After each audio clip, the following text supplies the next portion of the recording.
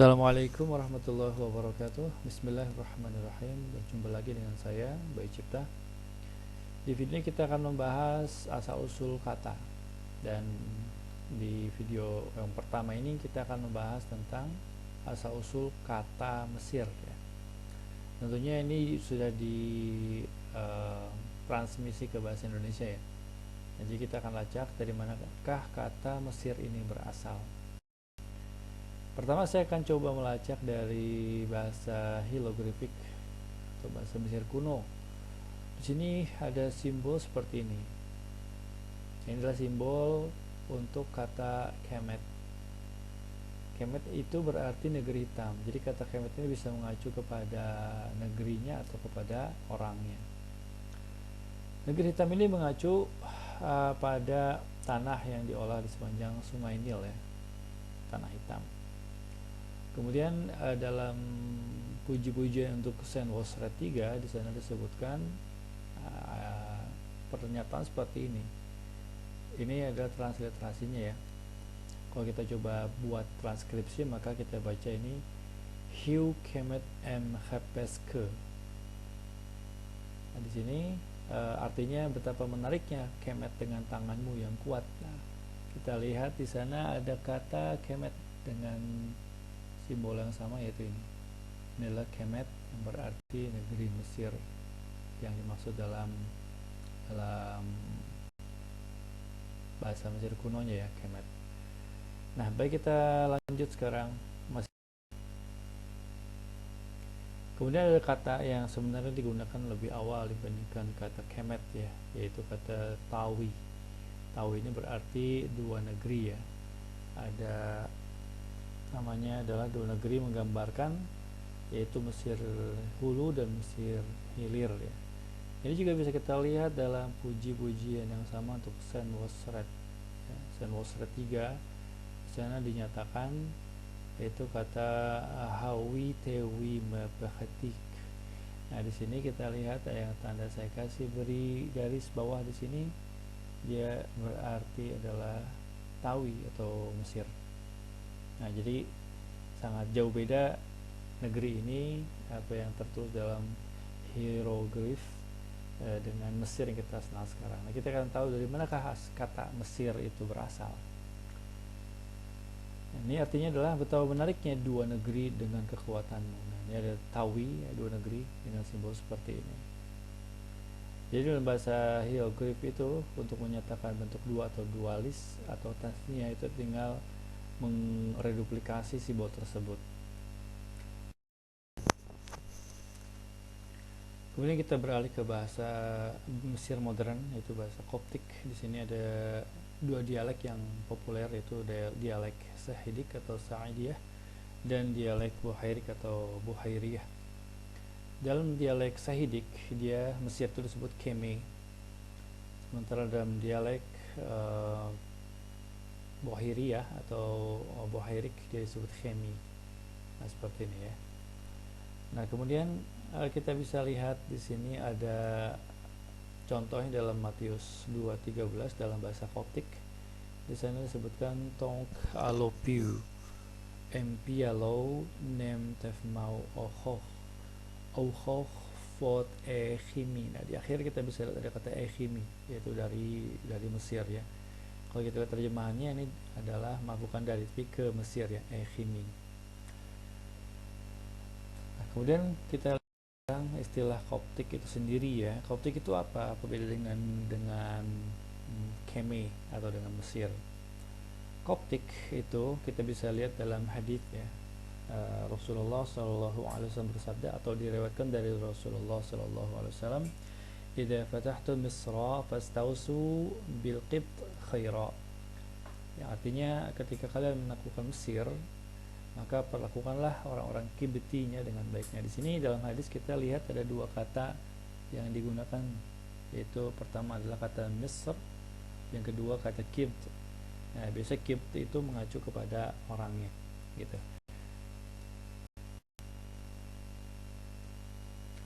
Kemudian kata Kipti atau Koptik ini mengacu pada kota Koptos atau Koptos ya dalam bahasa Yunani, dan Keft dalam bahasa Koptik sendiri Itu sebuah kota di sekitar Sungai Nil yang berjarak 43 km dari Luxor. Meski demikian, orang-orang Abyssinia menyebut Mesir dengan kata Gebs. Nah, dia berbeda ya. Udah mulai muncul istilah baru itu Gebs. Dalam Ta'amral Sion Muktizat Zion disebutkan, nah, ini adalah satu buku dalam bahasa Inggris, disebutkan bahwasanya Umza Mas'a Abba Salama Gebs Kaba Aksum, yang artinya kemudian Abba Salama datang dari negeri Gebs atau Mesir ke Aksum. Nah, dalam tulisan lain masih buku yang sama itu kadang-kadang yang digunakan bukan Gebs tapi adalah Gebt. Nah, ini ada kemungkinan kata Koptik sendiri atau kata Gebt sendiri merupakan bentuk transliterasi atau bentuk padanan untuk Koptik itu sendiri, karena kalau kita lihat susunan hurufnya itu hampir sama ya, yaitu huruf G kemudian konsonannya B dan T.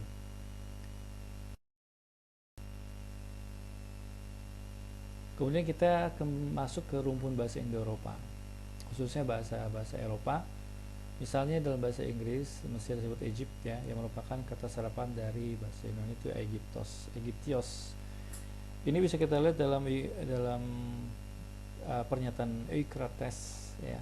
Dia pernah mengatakan bahwasanya Epeigar en Egyptoi din go etineos on, yang artinya ketika aku masih muda aku tinggal di Egyptios ya. Di sini berbeda pengucapan bunyi karena dalam bahasa Mesir bahasa Yunani ada kasus ya yang bisa mengubah suatu kata Egyptios menjadi Egyptioi. Nah, ini bentuk datif ya, kalau nggak salah datif. Baik, kita lanjut lagi. Sekarang masih dalam rumpun bahasa Indo-Eropa, bahasa Persia yang masih rumpun bahasa Indo-Eropa. Bahasa Persia kuno menggunakan kata mudraya untuk Mesir. Jadi di sini kita bisa lihat muncul istilah baru yaitu mudraya. Kita bisa lihat nama tersebut dalam prasasti Behistun, di mana Raja Darius menceritakan bahwasanya yata kambujia mudrayam Asyava pasavakara arika abawa. Nah, yang artinya ketika kamu bisus pergi ke Mudraya atau Mesir, para tentara menjadi tidak setia.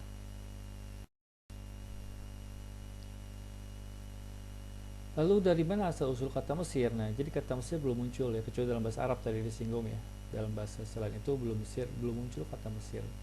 Dalam catatan kuno dalam bahasa Akkadia ya, Raja Assyria Tiglat-Pileser III ini dalam dialek Assyria ya, itu pernah menyatakan, itu ada tanda yang saya garis bawahi, nanti kita akan coba baca maksudnya apa itu.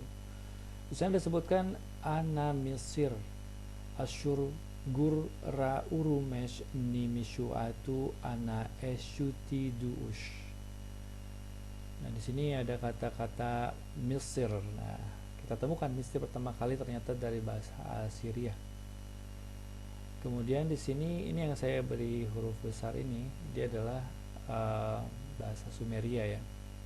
Bahasa Sumeria ada yang menggunakan memang fonetiknya, ada yang determinatif ya. Determinatif ini berarti tidak dibaca.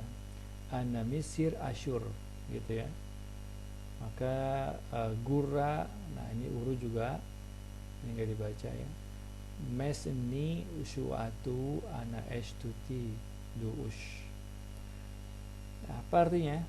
Yaitu aku satukan ke perbatasan Assyria membangun kota-kota itu kembali. Nah, jadi pada mulanya kata Mesir ini berarti perbatasan. Ana Mesir, ana itu ke perbatasan, kur Asyur. Kur itu adalah determinatif untuk nama negeri ya. Ana Mesir Asyur atau Anda Mesir Asyur. Nah, di sini kita lihat Mesir pertama kali digunakan, tapi bukan mengacu kepada nama negeri, melainkan makna perbatasan.